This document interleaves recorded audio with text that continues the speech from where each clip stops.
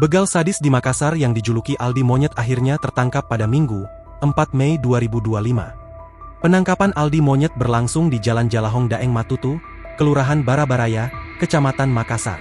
Aldi Monyet ditangkap oleh tim Macan Sulsel, gabungan dari Resmob Polda Sulsel, Jatanras Polrestabes Makassar dan Resmob Polres Pelabuhan Makassar. Sosok begal misterius yang paling dicari-cari polisi itu ditangkap setelah kabur usai melawan Aibtu Noval, anggota Polres Pelabuhan Makassar yang hendak menangkapnya. Kini, Aibtu Noval masih menjalani perawatan di RS Bayangkara akibat tembakan Aldi Monyet tersebut. Sosok Aldi Monyet masih misterius meski telah ditangkap.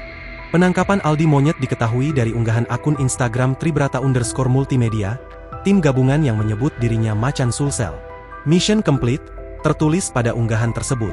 Akun itu menjelaskan bahwa Aldi Monyet merupakan begal yang telah berstatus residivis. Kerap melancarkan aksi jahatnya kepada orang-orang yang tidak bersalah.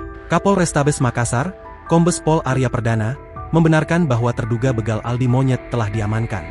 Hanya saja, Arya enggan menjelaskan lebih jauh karena akan diekspose langsung oleh Polda Sulsel dalam waktu dekat. Sekedar diketahui, Aldi Monyet merupakan residivis begal. Ia sering beraksi menggunakan senjata api. Dia juga pernah ditangkap di pemukiman padat penduduk. Download Tribun X sekarang, menghadirkan lokal menjadi Indonesia.